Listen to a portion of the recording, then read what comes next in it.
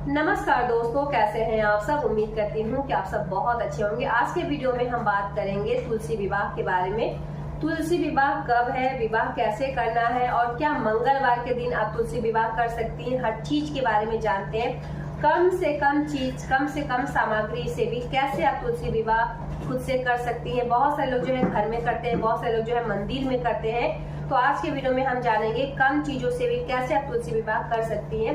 12 नवंबर को जो है तुलसी विवाह है। उसी दिन एकादशी है, देव उठनी एकादशी, जो कि विष्णु भगवान 4 महीने के बाद उस दिन उठते हैं, उठाया जाता है और उसी दिन उनका विवाह भी होता है। तो चलिए हर चीज के बारे में जानते हैं और मैं करके आपको दिखा रही हूँ कि तुलसी विवाह कम से कम चीजों से भी कैसे आप कर सकती है। तो वीडियो को आप लोग अच्छे से देखिएगा और कोई भी सवाल सुझाव या डाउट होगा तो नीचे कमेंट बॉक्स में जरूर बताइएगा। 12 नवंबर मंगलवार के दिन जो है वो तुलसी विवाह है। उसी दिन एकादशी है, देव उठनी एकादशी, और उसी दिन जो है आप तुलसी विवाह कीजिएगा। बहुत सारे लोग जो है एकादशी से पूर्णिमा तक के बीच किसी भी दिन 5 दिनों में जो है तुलसी विवाह करते हैं, लेकिन जिस दिन नियम होता है तुलसी विवाह का आपको उसी दिन करना चाहिए। ठीक है, विवाह जो है वो है 12 नवंबर को एकादशी, देव उठनी एकादशी। उसी दिन जो है विष्णु भगवान उठते हैं और उसी दिन उनका विवाह कराया जाता है। तो बहुत सारे लोग जो है एकादशी से लेके पूर्णिमा तक के बीच कभी भी तुलसी विवाह कर लेते हैं, लेकिन तुलसी विवाह का जो डेट है, तिथि है, वो 12 नवंबर को है, यानी उसी दिन मंगलवार है। और मंगलवार के दिन भी आप तुलसी विवाह कर सकती है। वैसे तुलसी जी को नहीं छुआ जाता है, लेकिन विवाह उसी दिन है, तिथि उसी दिन है, तो आपको विवाह भी उसी दिन ही करना चाहिए। ठीक है, चलिए हर चीज के बारे में बहुत ही सिंपल तरीके से मैं करके दिखा रही हूँ कि कैसे आपको तुलसी विवाह घर में ही करना चाहिए। तो वीडियो को आप लोग अच्छे से देख ले। कोई भी सवाल होगा तो नीचे कमेंट बॉक्स में जरूर बताइएगा। तो आप सब यहाँ देख लें, मंडप मैं बना ली हूँ। आप ईंट से भी बना सकते हैं मंडप, या फिर केले के पत्ते से भी आप मंडप बना सकते हैं। और शालिग्राम, बहुत सारे लोग शालिग्राम का भी प्रतिमा रखते हैं। हालांकि कुछ ही लोग शालिग्राम का प्रतिमा रखते हैं, क्योंकि शालिग्राम का पूजा करना बहुत कठिन होता है। विष्णु भगवान का आपके पास फोटो है तो सिंगल में विष्णु भगवान का एक फोटो रख ले, और साथ में माता तुलसी का एक आपको इस तरीके से पौधा रख लेना है। और इस दिन पूजा होता है, शादी होता है, तो सबसे पहले देखिए कलश स्थापित जरूर करना है। कलश में सभी देवी देवताओं का आवाहन किया जाता है। तो पानी से थोड़ा सा आपको शुद्धिकरण करना है। वैसे कुछ कुछ काम मैं कर ली हूँ, लेकिन फिर भी आपको दिखा दे रही हूँ। पानी में थोड़ा सा गंगा जल मिला लीजिएगा और शुद्धिकरण कर लीजिएगा। और अपने जहाँ आप आसन पे बैठे हैं वहाँ भी थोड़ा सा आपको शुद्धिकरण करना है। कलश इसलिए स्थापित किया जाता है कि जब भी हम लोग पूजा पाठ, शादी ब्याह कुछ भी करते हैं तो पहले हम लोग कलश में जितने भी देवी देवता होते हैं सभी का आवाहन करते हैं। तो ये कलश में सभी देवी देवता है, तो कलश का जो भी सामग्री है, जैसे कि पुष्प हुआ, पान, सुपारी, अक्षत, रोली, हल्दी, हल्दी जरूर डालिएगा। और साथ ही एक मौली धागा जो है कंठ पे आप बांध दीजिएगा। इसमें समूचे देवी देवता होते हैं, इनको आवाहन किया जाता है कि आप आइए हमारे इस शादी में, आप अच्छे से शादी में आशीर्वाद दीजिए। और माता तुलसी और विष्णु भगवान का ये शादी है, भूल जो किसी भी तरह का हो तो माफ़ कीजिए। और जैसे भी मुझे समझ में आता है मैं ये शादी करवा रही हूँ। तो इसमें माता भगवान को आपको आवाहन करना है इसी तरीके से। आम का पत्ता है जिसे मैं थोड़ा सा धो ली हूँ, फिर भी थोड़ा सा पानी से मैं यहाँ पर और भी दिखा दे रही हूँ। तो आम का पत्ता जो है इस तरीके से आपको लेना है। 5, 7, 9 जो ही आपको मिलता है ले लीजिएगा। पत्ता नहीं मिलता है तो अशोक का भी पत्ता मिलता है, वो भी आप ले लीजिए, क्योंकि देव वृक्ष है, कोई दिक्कत नहीं है। हल्दी और मौली इसमें आपको सभी में लगा देना है। ठीक है, अच्छे से आप पूजा पाठ करें। कुंवारी कन्या भी जो है पूजा पाठ कर सकती हैं, विवाह रचा सकती हैं। और इससे क्या होता है, अति शीघ्र बहुत ही जल्दी शादी विवाह का योग बनता है और अच्छे घर में शादी होता है। आम का पल्लो में रख दी, ऊपर में आपको चावल रखना है। चावल सफ़ेद मेरा है तो थोड़ा सा मैं हल्दी यहाँ पर रख दे रही हूँ। और दीप प्रज्वलित भी कर सकती है, आप चाहें तो नारियल भी रख सकती है, अपनी अपनी इच्छा है। तो मैं यहाँ पर दीप प्रज्वलित ही करूँगी। देखिए ये हो गया। तो मैं गणेश जी को रख दी हूँ और विष्णु भगवान को रख दी हूँ, मंडप बना दी हूँ, पीला वस्त्र बिछा दी हूँ और यहाँ पर कलश जो है स्थापित कर दी हूँ। इतना कार्य आपको कर देना है, उसके बाद ही आपको आगे और बढ़ना है। ठीक है, दोनों ही दीपक मैं जला दी। 2 दीपक है, एक तो दीप प्रज्वलित ही करना है और दूसरा जो है आप पूजा पाठ कीजिएगा, आरती कीजिएगा, वो दीपक है। देखिए अगर आप चाहें तो अखंड दीपक जला सकती हैं, और नहीं है तो आप जितना देर ही दीपक जलता है आप छोड़ दें, लेकिन अगर चाहती है तो अखंड दीपक जला सकती है। ठीक है, और साथ ही यहाँ पर गणेश जी का सर्वप्रथम जो पूजा होता है गणेश जी का होता है, तो गणेश जी मैं रखी हूँ। पान के ऊपर भी आप रख सकते हैं, यहाँ पे गणेश जी है तो पान पत्ता भी आप यहाँ पर चढ़ा सकते हैं। आगे पीछे दोनों तरफ जो है पान आपको तोड़ लेना है, मतलब डंठल जो है वो तोड़ लेना है। और फिर गणेश जी को आपको सिंदूर, गणेश जी को सिंदूर लगा सकते हैं। सिंदूर हुआ, गणेश जी को अक्षत हुआ, रोली हुआ, वस्त्र स्वरूप आप कलावा यहाँ पर रख दे। सब कुछ आप जो भी प्रसाद वगैरह है सब कुछ जो है गणेश जी को आपको पूजा करना है। सर्वप्रथम आपको कलश स्थापित कर लेना है। दूसरा जो है आपको गणेश जी का पूजा करना है। अच्छे से आप गणेश जी का पूजा कर ले, ठीक है। और इसी तरीके से बहुत ही कम और सरल तरीके से आप जो है पूजा पाठ यानी शादी विवाह जो है माता जी का आप रचा सकती है। तो तुलसी जी का शादी के लिए 2 आपको जनेऊ लेना है। एक जनेऊ जो है वस्त्र स्वरूप आपको गणेश जी को अर्पित करना है और दूसरा जनेऊ जो है विष्णु भगवान को अर्पित करना। जनेऊ आप जरूर से ज़रूर लें। किसी भी कारणों से अगर आपके पास जनेऊ नहीं है तो मौली धागा इस जगह पे आप रख सकती हैं। हाथ में आपको सोना चांदी कुछ भी आप पहन ले, सोना ही पहना जाता है और पूजा करती हैं। अगर आप सोना हाथ में कुछ नहीं पहनी है तो कम से कम एक पवित्री आम के पल्लू से आप ज़रूर बना लें। पूजा पाठ करते हैं तो वो पूजा जो होता है शुद्ध होता है, ठीक है। अगर नंगे हाथ से पूजा पाठ करती हैं तो वो पूजा जो होता है अशुद्ध माना जाता है, ठीक है। पुष्प आप यहाँ पर अर्पित करते हैं। पुष्प थोड़ा सा जो है कलश के पास भी मैं रख दे रही हूँ, दीप के पास भी थोड़ा सा मैं रख दे रही हूँ एक पुष्प। इसी तरीके से आपको जो है पुष्प भी अर्पित कर देना है। ये हो गया। और मेरा गला जो है काफ़ी ख़राब है और मेरी तबीयत भी ख़राब है, लेकिन फिर भी ये तुलसी विवाह का जो वीडियो है मैं आप लोगों को दे रही हूँ, क्योंकि घर बैठे भी बहुत ही आसानी से खुद से आप तुलसी विवाह कर सकते हैं। देखिए यहाँ मैं मंडप में आयपन लगा रही हूँ, यहाँ यानी शादी विवाह से पहले आयपन लगाया जाता है शुद्धता के लिए। और ये तो बहुत शुभ कार्य हो रहा है शादी विवाह, तो आयपन आपको बना लेना है। और आयपन जो है चारों जो है मंडप है इसमें अगर केला का पत्ता है तो केले के पत्ते में भी आप जो आयपन लगा सकते हैं, ठीक है। ये पूरा हो गया। विष्णु भगवान को भी आयपन लगाना है, माता को भी थोड़ा सा आयपन लगा दीजिए। और उसके बाद जो है विष्णु भगवान का पहले आप पूजा कर लीजिए। माता रानी को भी श्रृंगार का समूचा सामान, जो वैसे श्रृंगार का सामान मैं दिखाई हूँ कौन कौन सा सामान है वो सब आप रख लें। विष्णु भगवान को पीला जो है हल्दी आप जरूर लगाएं। जनेऊ हो, वस्त्र स्वरूप जो भी आपको मिलता है, आप चाहें तो पीला कपड़ा भी दे सकते हैं, लेकिन जनेऊ आपको ज़रूर से ज़रूर लेना है। इस जनेऊ को घर में कोई भी मेंबर है, पति हो या फिर पिता हो, वो पहन सकते हैं। देखिए हल्दी आपको ज़रूर लगाना है। माता रानी को शादी से पहले जो है हल्दी ज़रूर लगाएं। और बहुत सी महिलाएं जब पूजा करती हैं तो तुरंत वो सिंदूर लगा देती है, बिल्कुल भी नहीं लगाना। इस दिन शादी होता है और शादी में सबसे आखिरी में जो है सिंदूर लगाया जाता है, सिंदूर दान होता है। और हमारे यहाँ मंदिरों में तो सिंदूर जो है भोर में पड़ता है, क्योंकि सिंदूर दान जो होता है शादियों में भोर में पड़ता है, सुबह में पड़ता है। लेकिन मैं पूजा कर रही हूँ तो मैं सुबह तक वेट नहीं कर सकती, इसलिए मैं इसमें दिखा दे रही हूँ। लेकिन आपको सिंदूर नहीं लगाना है, इस बात का आपको ध्यान रखना है। उसके बाद यहाँ पर आपको जो है चुंदरी, एक माता को छोटा सा चुंदरी हुआ या फिर मौली धागा तो आपको देना ही। एक छोटा सा चुंदरी है तो माता रानी को जरूर से ज़रूर आपको अर्पित करना है, ठीक है। उसके बाद जो ही श्रृंगार, माता रानी को पहले श्रृंगार किया जाता है, तो 2-4 चूड़ी अगर है तो इस तरीके से आपको पहना देना है। तो चूड़ी भी मैं पहना दी। बिंदी अगर आप रखी हैं तो पत्ते पर आप बिंदी भी चिपका दें। और माता रानी को मेहंदी भी लगा सकते हैं। आप चाहे तो थोड़ा सा मेहंदी खोलकर यहाँ मेहंदी भी माता रानी को लगा सकते हैं। विवाह से पूर्व ये सारा श्रृंगार आपको करना है। माता रानी का जो भी महावर, आप चाहें तो यहाँ पर महावर थोड़ा सा निकाल कर जड़ के पास थोड़ा सा, या फिर जो भी घास है वहाँ पर मिट्टी के पास भी थोड़ा सा महावर जो है आप रख सकती हैं, लगा सकती हैं। देखिए बिंदी जो है मैं यहाँ पर चिपका दे रही हूँ। तो इस तरीके से आप पहले माता रानी को अच्छे से श्रृंगार करें, उसके बाद ही शादी विवाह होता है। तो इन सब बातों का ध्यान रखें। विष्णु भगवान का भी पूजा हो गया, तो यहाँ पर माता रानी का जो श्रृंगार वगैरह है ये सब कर लेना। विष्णु भगवान तैयार है शादी के लिए, माता रानी को भी इसी तरीके से जो है तैयार होना है। अब देखिए जयमाला होगा, तो जयमाला के लिए दोनों यानी तुलसी जी के पास एक आपको स्पर्श करवाना है माला, और एक जो है विष्णु भगवान के पास स्पर्श करवाना है माला, ठीक है। उसके पहले आपको कलश देव को भी आवाहन करना है। कलश देव को जैसे कि मैं कलश में यहाँ पर रख दी, आप आवाहन करें कि सारे देवी देवताओं इस शादी में जो है उनको निमंत्रण दीजिए कि वो लोग सारे शादी में आए और इस शादी को संपन्न करें।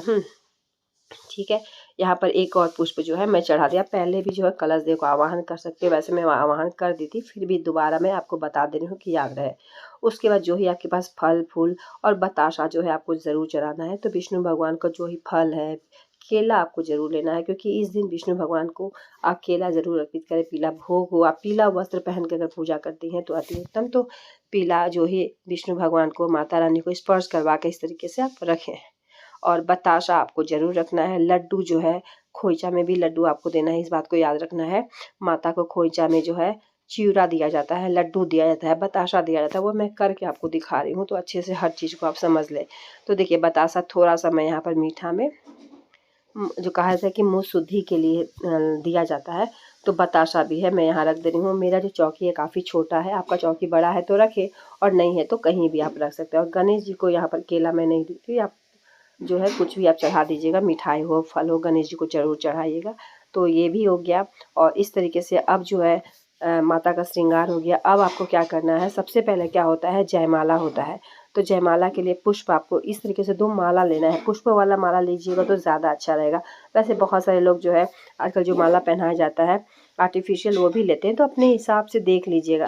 2 माला इस तरीके से आपको लेना है। दोनों जो है माता में स्पर्श करवाना है, तुलसी माता में स्पर्श करवाइएगा, वो विष्णु भगवान को अर्पित कीजिएगा। और विष्णु भगवान को जो स्पर्श करवाइएगा वो तुलसी जी को चढ़ाइएगा। तो देखिए, दोनों मैं रख दे रही हूँ, थोड़े थोड़े टाइम के लिए मैं रख दे रही हूँ, ताकि इन दोनों का स्पर्श हो जाए। इन दोनों के हाथों से ही मानो कि जयमाला हो रहा। अब ये तुलसी जी का माला है, आपको इसी तरीके से हटा लेना है। और यहाँ पर देखिए मेरा गांठ नहीं बना हुआ है, तो मैं गांठ इसको बना दे रही हूँ।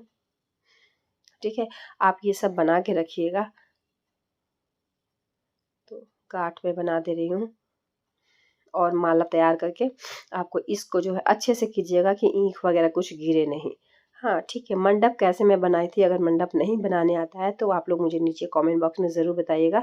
मैं मंडप बहुत ही सरल सिंपल तरीके से है, आपको कुछ करने की ज़रूरत नहीं है, बन जाएगा। और ये जो है माता रानी को स्पर्श करवा दे, तो ये जयमाला हो गया। ठीक है, देखिए तुलसी माँ भी लग रहा है कितना प्यारी लग रही है अभी सजने के बाद, जयमाला पढ़ने के बाद माता रानी कितनी प्यारी लग रही है। तुलसी जी भी शोभा दे रही, विष्णु भगवान भी शोभा दे रही है। हर दिन से थोड़ा सा अलग आपको महसूस भी होगा। ठीक है, ये हो गया। उसके बाद जो है बहुत सारे लोग जो है सिंदूर करते हैं, या फिर बहुत सारे लोग जो है फेरा करते हैं। तो फेरा जो है वो 7 फेरा दिया जाता है, ये भी ध्यान रखें। और माता को फेरा करने से पहले माता को सिंदूर लगाया जाता है। और कहीं कहीं जो है पूरा पूजा संपन्न हो जाता है, जो भी विवाह है वो संपन्न हो जाता है, उसके बाद ही सिंदूर लगाया जाता है। तो आप चाहे तो फेरा से पहले भी सिंदूर लगा सकते हैं, या फिर पहले सिंदूर लगा ले बाद में फेरा लगाए, अपने हिसाब से आप देख ले, फेरा पहले कर ले या फिर बाद में करे। तो यहाँ विष्णु भगवान से स्पर्श करवाना है सिंदूर को, उसके बाद ही माता रानी को 5 बार 7 बार 11 बार जितना भी हो सके आप जो है माता को इस तरीके से सिंदूर लगा दें। ठीक है, तो ये जो है सिंदूर दान हो गया। और हमारे यहाँ मंदिरों में ऐसा होता है कि पूजा पाठ हो जाता है और भोर में सिंदूर लगता है। पंडित लोग भोर में सिंदूर जो है, जो भी शादी विवाह करवाते हैं वो लोग भोर में सिंदूर करवाते हैं। ठीक है, उसके बाद से 7 फेरा लेना है। 7 फेरा कैसे लेना है, अगर आपके पास स्पेस है, जगह है, तो 7 फेरा आपको इसी तरीके से भगवान से स्पर्श करवा के आपको पूरे 7 बार आपको दाहिने से बाएं आपको जाना है। ऐसा नहीं है कि बाएं से दाहिने जाना है, आपको मैं यहाँ करके दिखा रही हूँ। अगर 7 फेरा का जगह नहीं है तो एक बार ही आप फेरा करें, उसके बाद जो है ये मौली धागा 7 समझ के आपको यहाँ पर पूरा रखना है, तोड़ना नहीं है। इस बात को भी ध्यान रखें कि मौली धागा जो है तोड़े नहीं, आप ये मन में भाव रखें कि ये 7 फेरा ही है। ठीक है, जगह नहीं होने के कारण कभी कभी हम लोग जो है 7 फेरा नहीं कर पाते हैं, तो आपको देखिए ये तोड़ना नहीं है, मैं यहाँ जो है रख दे रही हूँ, आपको इसी तरीके से रख देना है। तो तुलसी विवाह बहुत ही कम चीज़ों से, थोड़ा बहुत ही जो सामग्री है जो मुझे खरीदना पड़ा, बाकी जितना भी है वो सब पूजा का ही सामान है, इसी तरीके से मोड़ के रख देना है। आप चाहें तो 7 फेरा का जगह है तो आपको 7 फेरा कर देना है। और ईंख के साथ, देखिए मैं ईंख के साथ कर दी थी, तो ईंख जो है आपको थोड़ा सा साइड में कर देना है, कि आपको ऐसा नहीं लगे कि ईंख के साथ नहीं, विष्णु भगवान के साथ ही आपको करना है। और विष्णु भगवान का फोटो अगर आप लेती हैं तो सिंगल फोटो ले तो ज़्यादा उत्तम रहेगा, क्योंकि जिसमें माता रानी रहे वो फोटो आपको नहीं लेना है। यानी तुलसी माता पैर दबाते हुए अगर है तो वो फोटो ना ले तो ज़्यादा उत्तम रहेगा। ठीक है, अब माता रानी को खोइचा, क्योंकि बेटी का शादी होने के बाद खोइचा दिया जाता है, तो मेरा शादी जो है पूरी तरह से संपन्न हो गया। और ये खोइचा जो है नेक जो है विष्णु भगवान का, एक 5 सुपारी और पैसा, जब भी फेरा होता है या फिर शादी होता है तो लड़के जो होते हैं उनके धोती में जो है 5 सुपारी और पैसा जो है नाव लोग जो है वो बांधते हैं, और वो जो है नाव पंडित का ही होता है। और ये जो है थोड़ा सा दक्षिणा स्वरूप आपको रख देना है कि शादी विवाह में किसी भी तरह का भूल चूक हुआ हो तो इसके लिए आपको पैसा थोड़ा सा रख देना है, क्योंकि शादी विवाह में पैसा लगता है, इस बात को भी आपको ध्यान रखना है। तो थोड़ा थोड़ा पैसा 2-3 जगह लगता है, ठीक है। एक तो विष्णु भगवान का नेग हुआ, दूसरा जो है दक्षिणा हुआ, और तीसरा जो है माता को आपको खोइचा देना है। जो ही आपको पैसा देना है खुशी पूर्वक आपको है निकाल लेना है। और उसके बाद से यहाँ जो है धूप जो है मैं दिखा दी, कपूर अगर है तो कपूर आप जरूर से ज़रूर यहाँ माता रानी को दिखाएं, विष्णु भगवान को दिखाएं, आरती करें। इसी तरीके से आपका जो विवाह है बहुत ही आसानी से कम चीज़ों में संपन्न हो जाएगी, ठीक है। तो चलिए खोइचा का रस्म है वो भी रस्म पूरा करते हैं। तो इसी तरीके से आपको चुंदरी लेना है, कोई एक रंगा है तो लाल पीला कपड़ा कोई भी आप ले लें। तो सबसे पहले तो देखिए चिवड़ा आपको 5 बार इस तरीके से लेना है, ठीक है। 1 2 3 4 5, ठीक है। ये 5 बार आपको जो है खोइचा लेना है।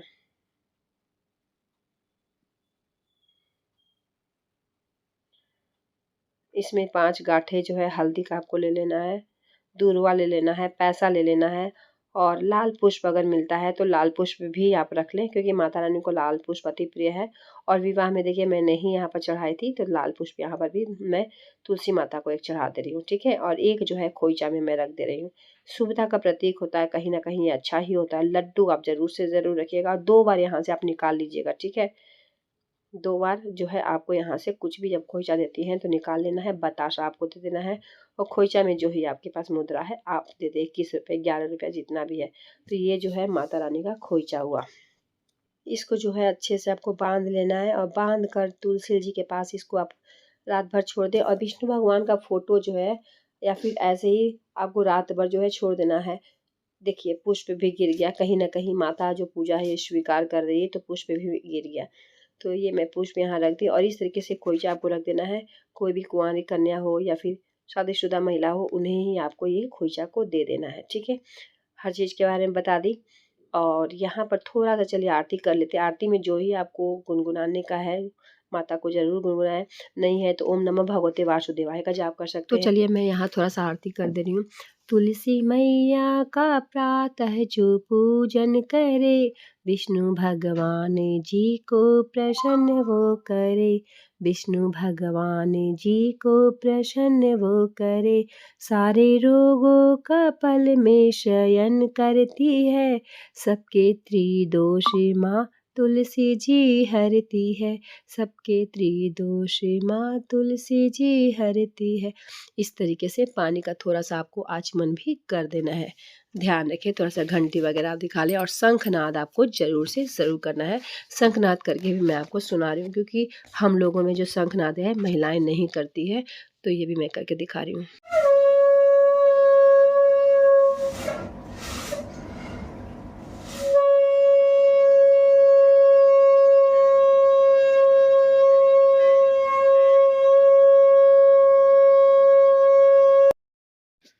तो ये शंखनाद जो है मेरा बेटा बहुत अच्छे से बजाता है। उसके बाद शंख जो है अच्छे से आपको धो लेना है।